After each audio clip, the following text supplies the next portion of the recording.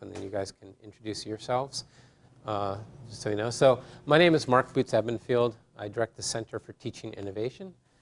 I also teach in continuing ed and the graduate school, usually summer or evenings.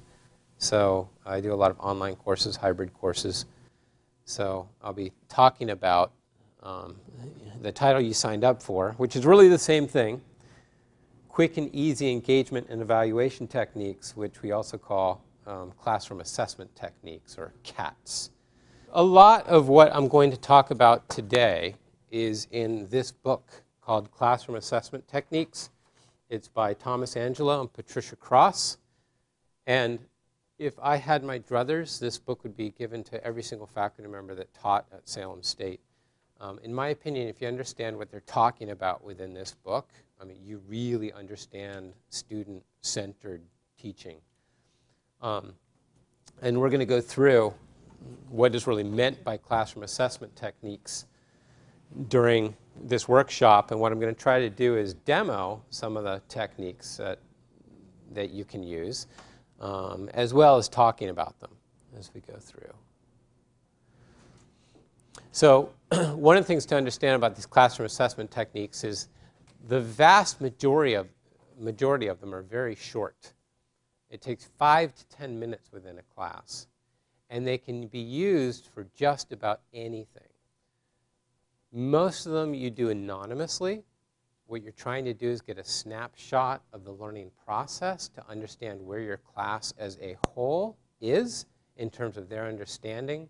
The classroom assessment techniques are to help you understand what things you could be doing a little bit differently in your teaching, right? So it's not student assessment, right? It's really assessing the class.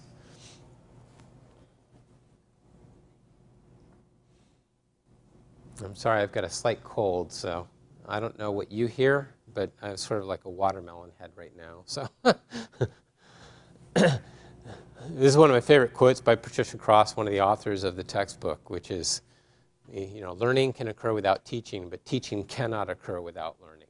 Right? And that's what these classroom assessment techniques are all about. You're providing an awful lot of input. The real question is, what of it is intake?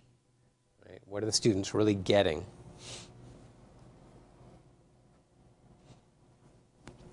So your focus and your students' focus might be a little bit different. You might want to know, what's going on inside my students' heads? Do they understand this? Are they doing the work outside of class? What can I do to help them out? How much do they know before they even come to class? Am I boring half the class? Am I over the head of half the class? Whenever I get no questions at all from my students when they're staring blankly at me, I'll tell them there's 2 possibilities. 1, you knew this already, or 2, you have no idea what I'm talking about. Right? If there's anything in between, there ought to be some questions going on. Their questions might be, what's going to be on the test? What am I supposed to be learning? What use is this? What grade am I getting in this course?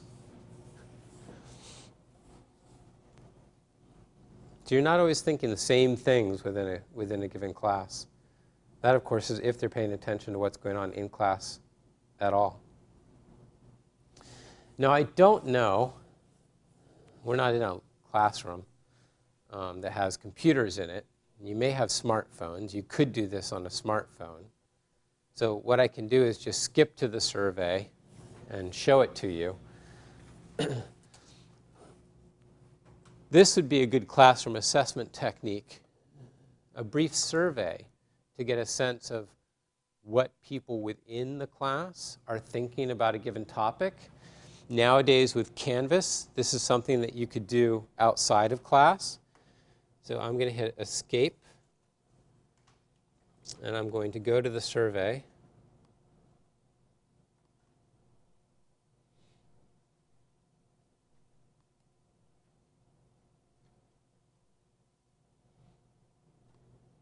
Actually, oh, I see what I did. Unfilter it.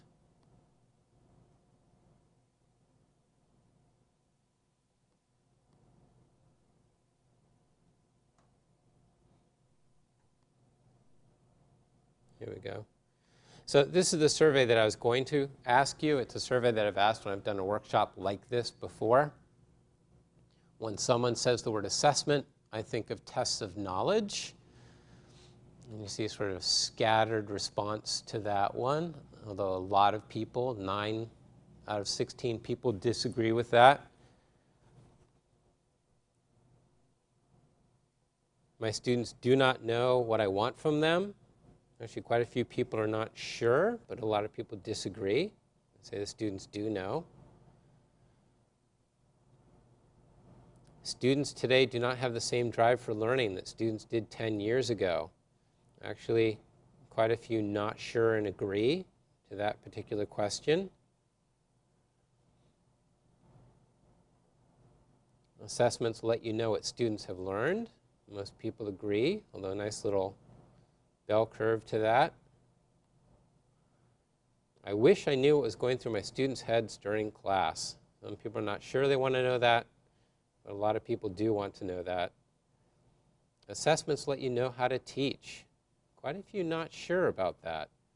So a lot of people not really looking at the assessments and thinking that the assessments help them figure out how to teach. A lot of people still think of it as straight assessing the student.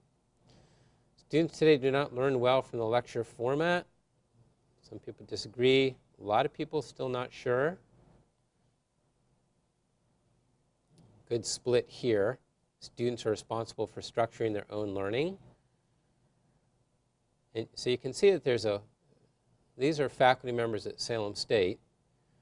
And you can see for the most part, there's some disagreement or people being unsure about the answers. Everything that students produce is a form of assessment. A lot of people agreed with this one. Makes me very happy. Testing takes too much time, otherwise I would assess more often, and a lot of disagreement here, which is probably good, right? So this would be a background survey. And background surveys are something that I use a lot of within my teaching. I'm going to go back into the presentation. Okay. So surveys that is a form of a classroom assessment technique. Those questions would help me to understand. We weren't able to do them here today, but if I'm talking with a group of faculty members about assessment, it gives me a sense of what they think within the classroom about assessment. It also gets them thinking about their position on assessment. And one of the things you always do with these is very important in these classroom assessment techniques is you always share the information that you gathered back with the students. And it's always then a process of saying, here's what you said, here's how I understand it, here's what I'm going to do because of the information that I gathered. And then you also ask them, okay, now what do you think, right, about this? What does it make you think of? So it's always a shared response to the information that you're gathering. So background survey, something that I use when I form groups in my class. I often want to make sure that I get groups that are heterogeneous, and a background survey that's not anonymous can help you structure those groups. So if you're familiar with Gagne's 9 events of instruction, Eric Gagne, and he's talked about setting up a class, especially a face-to-face class, although it can apply to other areas as well. One of the first things that you want to do is to gain the student's attention. Right? You want to set the table for what it is you're about to explore, and you want the students to recall what they already know about that particular subject or topic. Again, that background survey can help you to do that.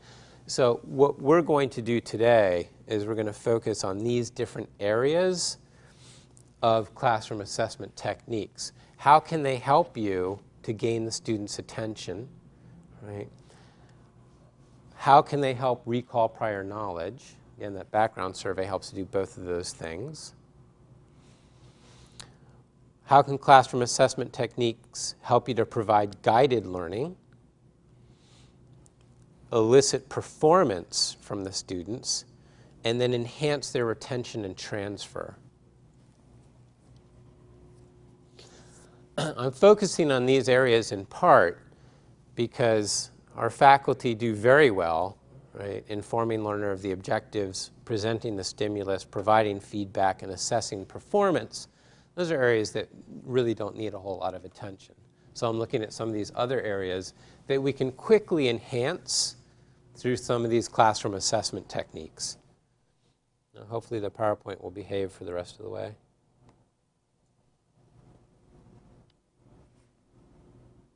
Oh, look, see, now it's back. Okay. And these things I've pretty much said. The only thing I might not have said here, as you do these, it helps to point out information gaps that the students may have and help them to discover misconceptions. Helps you to discover misconceptions as well. So here's an example. This could be something that you'd have on your board as the students walk in. In the classroom assessment technique book, it's called a concept test. Usually it's a quick question that actually unpacks an awful lot of knowledge. So in order to answer this, as seen from your current location, when will an upright flagpole cast no shadow because the sun is directly above the flagpole, there's actually an awful lot of cosmology that's behind this. It's physics that's behind this for you to answer this. And students have to really then start to think about it. Right? And you can usually come up with some good ones for your area. Okay. So just to reiterate, these are anonymous. There's no judgment attached to them. Most of the information you're collecting from students, you don't know who's giving you the answer. You're just getting a sense of the entire class. The students know what they answered, so they'll know if they're right or they're not. You share the results among everyone, and it helps make that teaching transparent, the teaching process transparent. So you explain what it is you're doing, how you're doing it, why you're doing it. One of the things that I've found, and this is going back to that survey, is simply asking people what they think and then sharing the results back. They can see if they're an outlier or not. It may be that they're the only one in class that's read a particular work already. They're the only one in class that feels a certain way, and you're not singling them out, but they're able to identify themselves, or they're able to identify themselves as being part of the larger group. So when I teach this Russian literature class during the summer, all the grad students are really nervous that they're the only ones on the face of the earth that never read Anna Karenina or Crime and Punishment, right? They've all heard of Tolstoy, they've all heard of Dostoevsky, right? And they're sitting there thinking that they're the only ones that haven't read these works. And so I do the background survey, and then I share it with everybody. And lo and behold, everybody in the class is in the same boat, right? Almost nobody has read any of these works. And they immediately relax. You can see their shoulders go from tense to relax, right, as soon as they've seen that background survey. And the person who maybe already did will then understand that, well, maybe I need to be a little patient because nobody else in class has.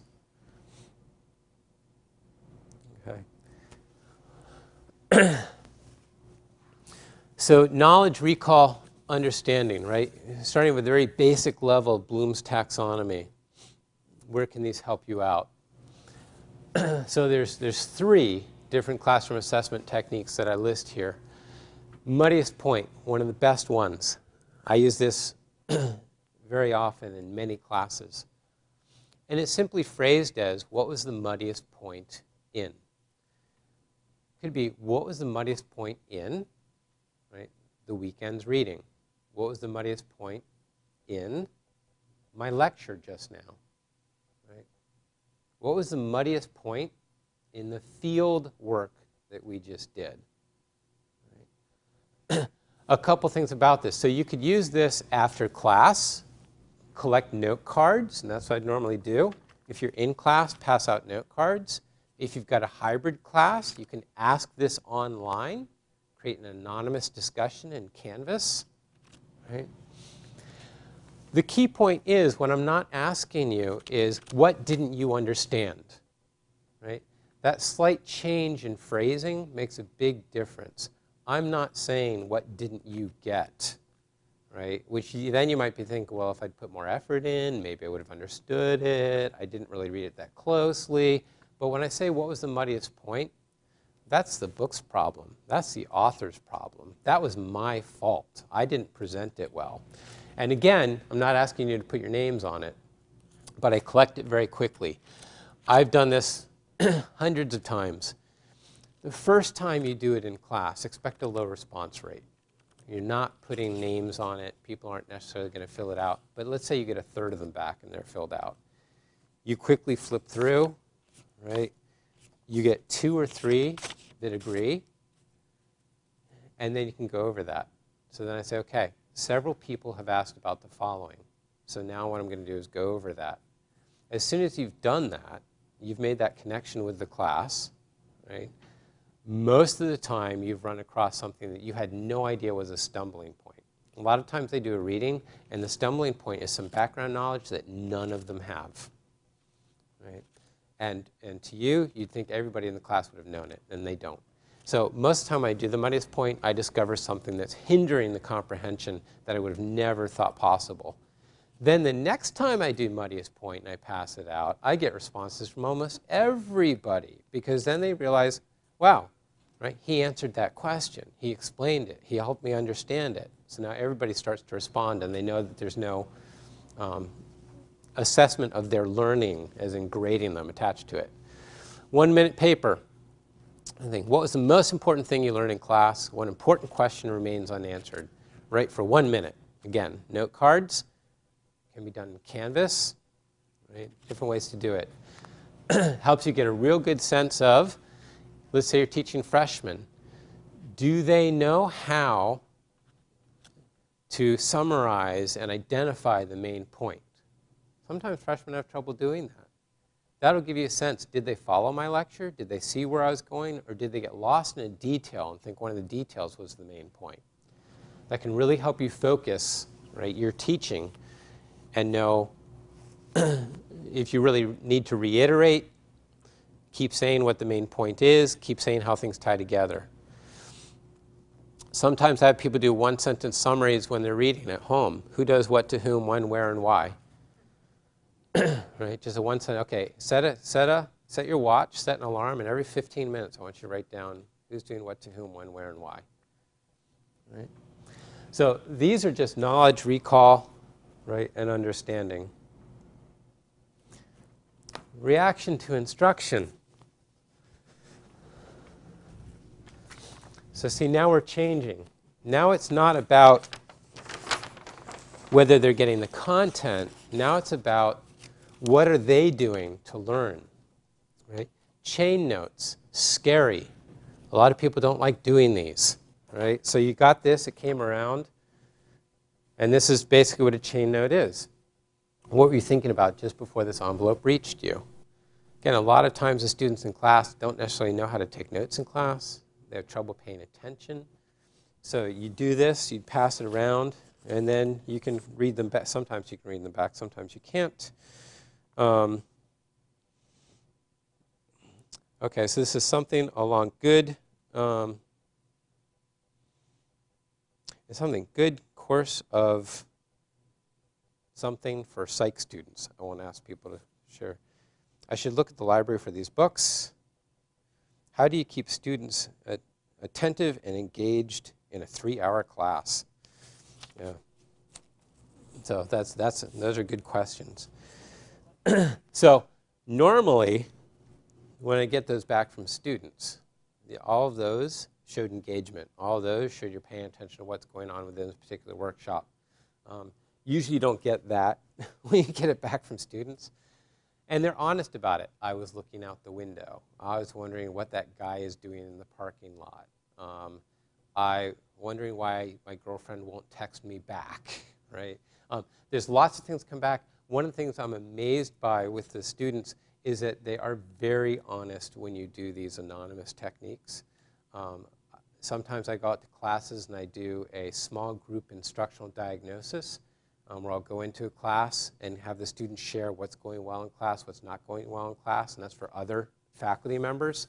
And almost always, when you turn the process around and you say to students, what could you be doing to help this class go better? The first thing they say is, well, I suppose we could be doing the reading before class, right? Yes, that would help out a lot. But they are very honest about what they're doing and know what they should be doing well. So you get it back, and you'd read these out loud. And what I usually get back, if I'm saying, what could I be doing better, right? So I'd get them back, and I'd say, okay, some people are having trouble paying attention. What could I do to help you pay attention in class and be a little more focused? And then they'd share back what I could be doing differently. For me, it's always, could you write more on the board? I hate writing on the board. I will stop writing on the board. I'm usually good that first week of class, and then I slowly start to drift. And they really like you to pause and write out the names, right? Write out some of the key information, gives them time to write, makes you slow down a little bit. So usually that's one of the things that I get back, and I say, okay, I'm going to do that. And now I'd turn around and I'd ask the students, okay, what can you do to help yourself pay attention in class? Right? And then you'll get back some answers from them, and usually they're very good answers. So it's always that mutual process. So that's chain note, punctuated lectures. So one of the questions is, what do you do to help students pay attention in a 3-hour class? And one of the things we know is that maybe not grad students, undergraduate students, usually pay attention for about 5 minutes before their attention starts to drift, right? That's what the research says. It keeps going down. Yes, it does. Some people say, I thought it was 20. It was 20, right? It was 20, and it was 7. Now it's about 5. Some research now says 3. So we know it's about 5 minutes before you need to engage the students in class.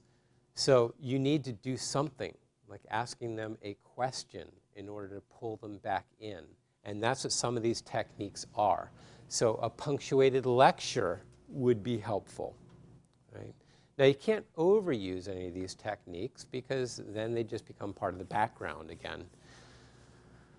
Punctuated lecture, 5 minutes in, I might stop and ask you, right, what was my main point? Last 5 minutes. Okay, stop. You don't know who I'm going to call on. I call on a couple people. Right? It could be I say, okay, write down, right, just to engage you. I might just say, write down, what do you think is going to come next in the lecture, and why do you think that? Right? I don't need the students to then tell me what it is. They can just do it and write it down. But it makes them stop, sit up, write something, right? And so you keep breaking your lecture apart every 5 minutes in order to get them to do something, and sometimes report back out. You can use that same thing, punctuated reading, when you're helping students at home, right, in order to make sure they're engaged with that reading. I do reading journals, but sometimes I'll do a punctuated reading assignment, where I'll say, answer the following, right? Again, every 15 minutes within the reading, do the following. And then I'll collect those journals.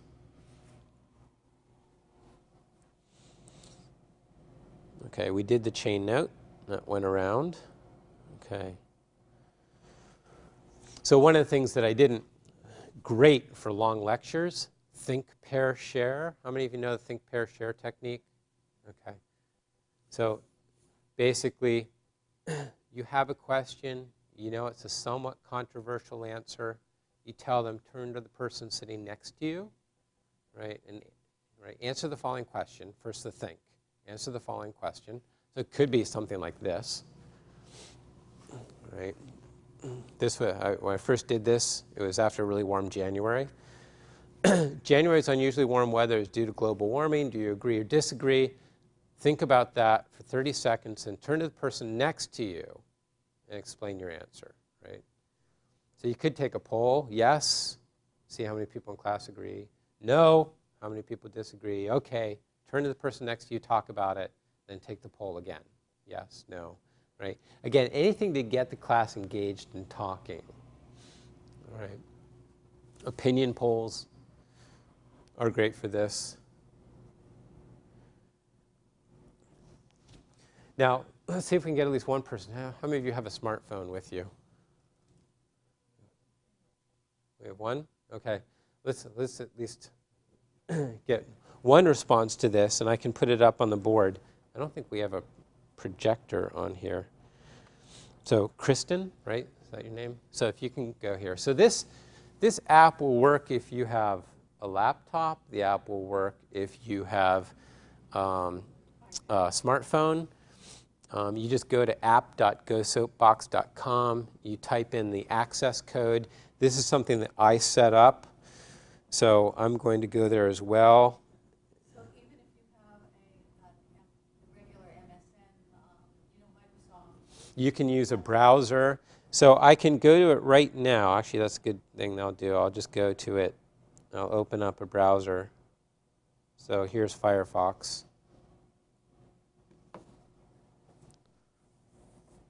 But let me write down my code. 363043261.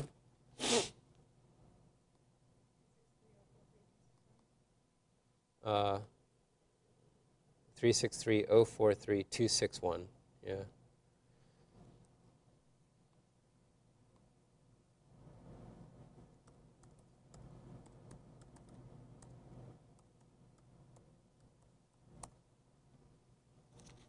Okay. So you see, you go there as a student, and it says, join a Go Soapbox event.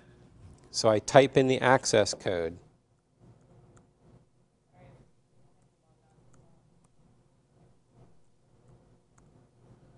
And I click Join Now. And when you go there, as a faculty member, you can set up polls, discussions, social question and answer. There's a couple more things that can go in there. And you can also have this barometer up there. And if you have this running on a computer up front and you have a bunch of students click I'm confused, what happens is your computer will start flashing red and you realize you've lost the class, right? It's kind of a neat little thing. So I have a poll up there, global warming. And it would ask, have you noticed any climate effects in your own yard, town that you might attribute to global warming? And you could answer that and submit your vote.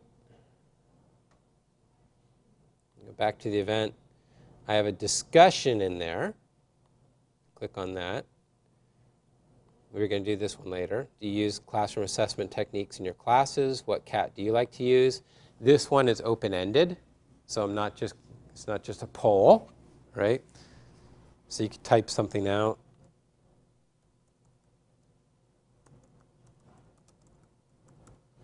We'll talk about that one later. Add the reply.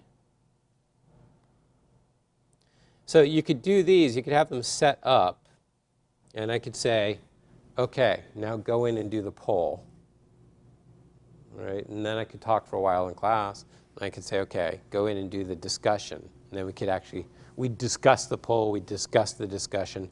Social Q&A, that allows students to ask a question at any point during class. So I could say, I'm going to present something for about 15 minutes. No questions, right? But feel free to go in and post a question at Go Soapbox. And by the way, this is absolutely free.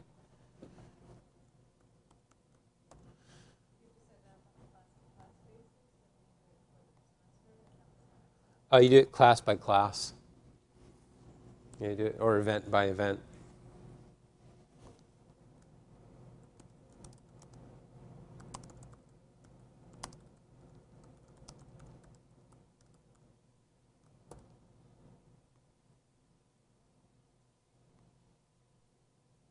Okay.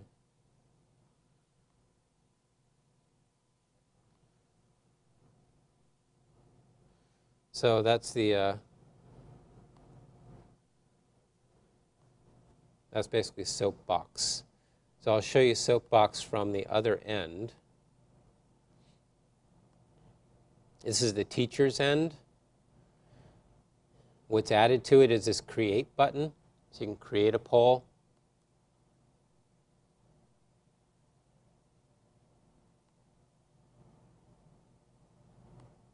Right, create a discussion, create a social Q&A. If I click on moderate this event, I can enable and disable features. And this is where you can decide, right? For instance, I did not have quizzes. The barometer is whether you're confused or not. A quiz, you could do like multiple choice quizzes, right? The polls you saw. Instant polling is something where if I was running a PowerPoint and I had questions in the PowerPoint, such as that concept test question that I had in the PowerPoint, an instant poll would let you go in and just say A, B, C, or D. In this classroom, it would work great because I could have, the PowerPoint up here and the answers up over here or something like that. Discussions you saw, social Q&A was on. Whenever I'm doing a workshop with faculty, I always put the profanity filter on, just in case. Not really, but there's a profanity filter, so they can't swear within any of these things that they're posting. Math formatting, there's ability to do math formulas in here. So if you're doing a math class, you could do this. Names required. I'm doing this for classroom assessment techniques. I'm doing it anonymously, but you can do this and have them type in their names as part of it.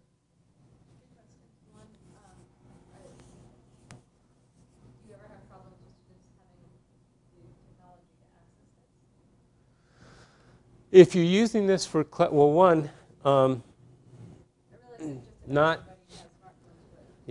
everybody has a smartphone. When I do these, I'm doing them for the classroom assessment anonymously. I'm not requiring it. If I were going to require it, it would be part of the class requirements. I would say for this class, everybody needs to have a smartphone or a computer. We still have a laptop requirement at Salem State University. Students are supposed to have a laptop that they can bring to class. So I would tell them, if I expected them to have a laptop as part of class and I'd be doing this and they'd be graded as part of it, I would say you need to bring your laptops because we do have that laptop requirement. If they don't have a laptop, they can go to ITS, and ITS does have a limited number of laptops available for students that have financial requirements. So we still have that. But for what I'm using it for, a solid sample is good enough. Everybody doesn't have to answer. My other question was, even with the profanity filter on, when it comes to the discussions or the replies, are there ever issues of respect coming up? I haven't had any problems with that. But if there was a problem with it, I'd say the only thing I've ever run across consistently is the way people use the word gay. And so you'll hear them say, I heard one person in a class that I was teaching in his workshop, and they said, oh, my computer crashed again, that's so gay.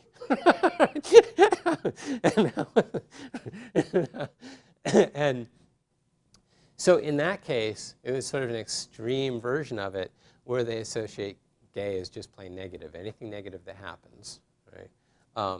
And I will always stop anything I'm doing in a case like that and then have a discussion. I coach soccer, I coach middle school, and I will stop soccer practice instantly and bring them all in and have a discussion and how they will never, ever use that word again in that way.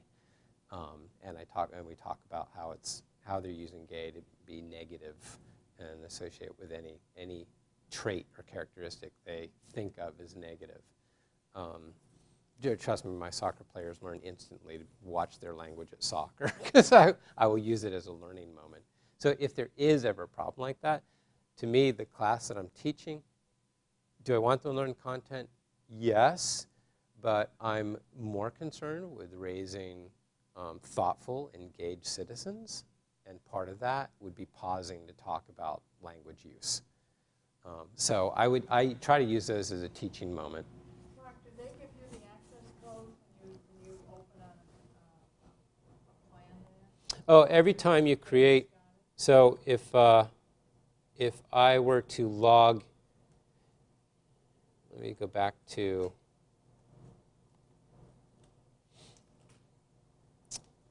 I'm logged in here, so let me go back and go, see how it says guest here? If I were to just go back to app.go-soapbox, and I think this will work, what you'll see is a sign-in. So I typed in an access code.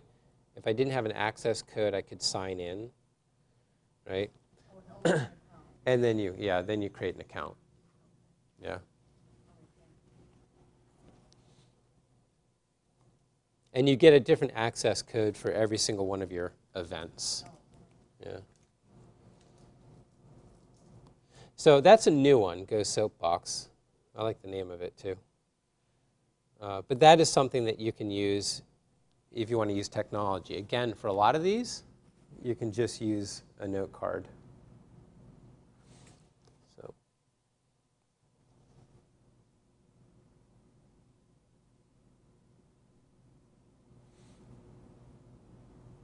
Okay, this I mentioned to you.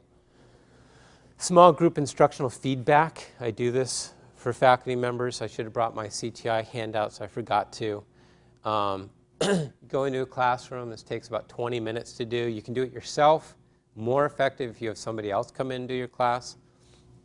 And you might ask them in small groups, right? What I'd like you to do is list 3 things your instructor does that really helps you, right? 3 things that make your learning more difficult, right?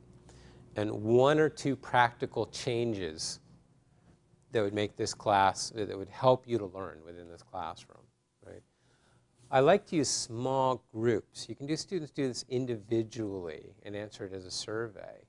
But the nice thing about small groups is they start to talk about the teaching, and as they talk about the teaching, they discover that people in class are different from them, and some of the things that they don't like, other people in class do like. I really like to get that out in the open. And the small group instructional diagnosis works really well.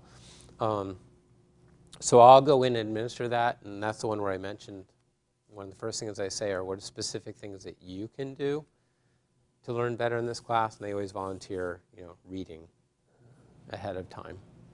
All right, but this is basically the small group instructional feedback. And when I do that, I just give the feedback right back to the instructor, and that's it. Everything I do within the CTI, it stays, it's anonymous consultation, so it just stays between you and me, and that's it. So again, using classroom assessment techniques to focus on the process of learning, right, rather than knowledge and comprehension at this point. Time logs, right? Time logs are great. What did you do? When? How long? Where? It could be sort of like an Excel spreadsheet. It could actually be a Google document that you create online, and they need to fill it out. Especially when you're doing a course for the first time and you're not sure how much work you're assigning and how long it's taking your students. This can be really helpful. The con for the time log, most students will overestimate how much time that it takes them to do something. In part because they did start it at 9 o'clock at night, and it did take them until midnight. And in that time, they made some microwave popcorn, they took a phone call with one of their friends, somebody came over, right? So that would be the con with that particular one.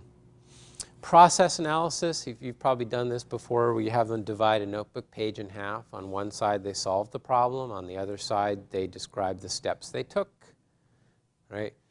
Process journals are really, really helpful. It's like a process journal. Right.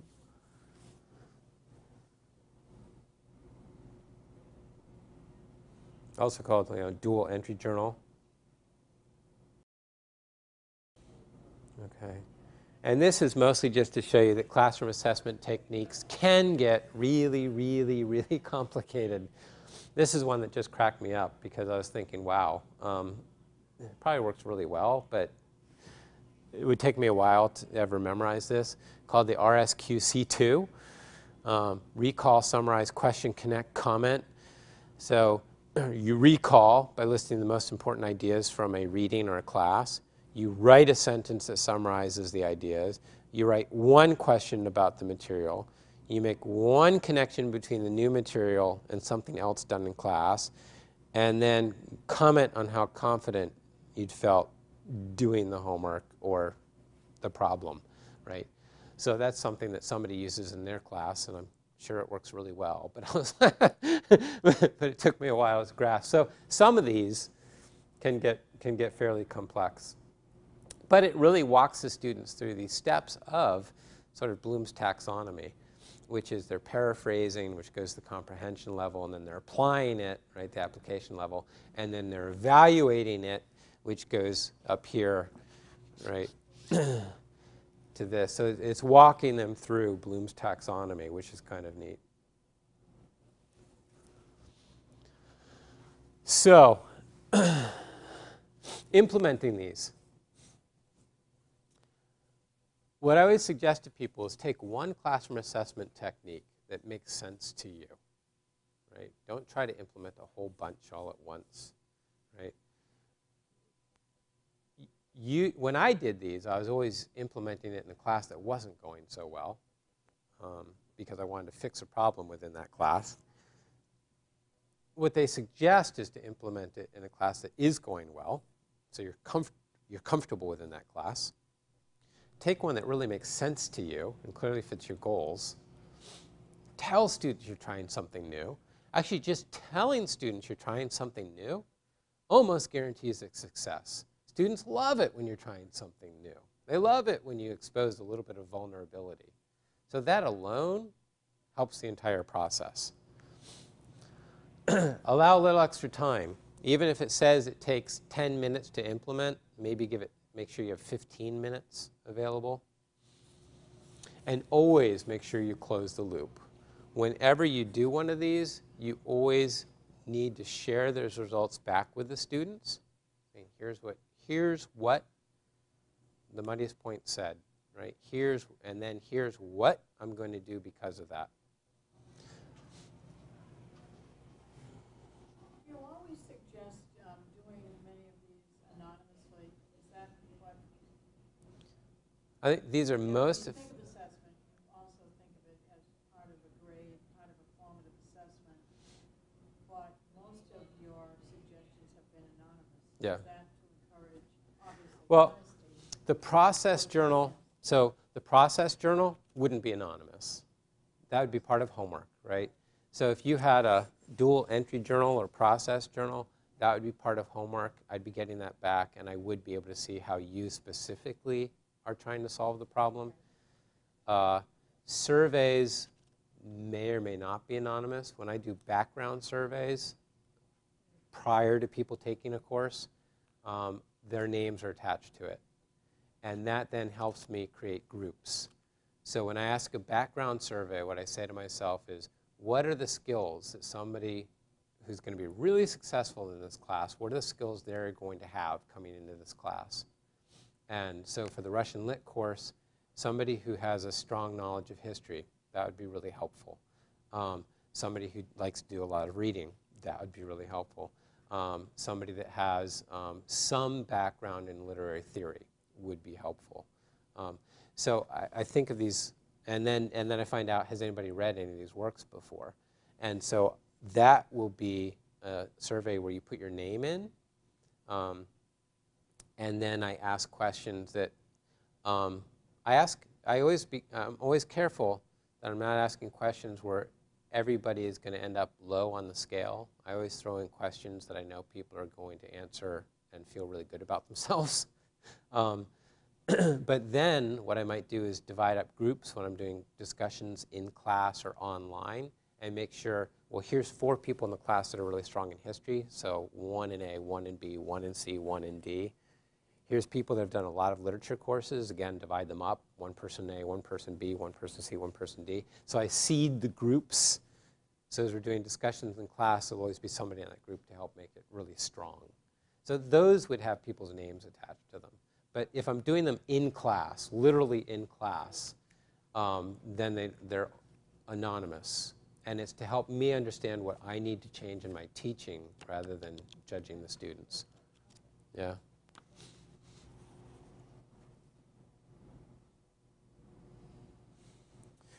So do you have any classroom assessment techniques that you guys use in class? Excellent. Yeah. So I use a lot of concept tests, and students can click in to multiple choice answers. Previous institution, they were able to actually enter alphanumerically, so I could give quantitative questions and they could answer 35.3. That took a long time for them to like click it in with 5 buttons. But I do use names associated with it, although I can set it up to do an anonymous question.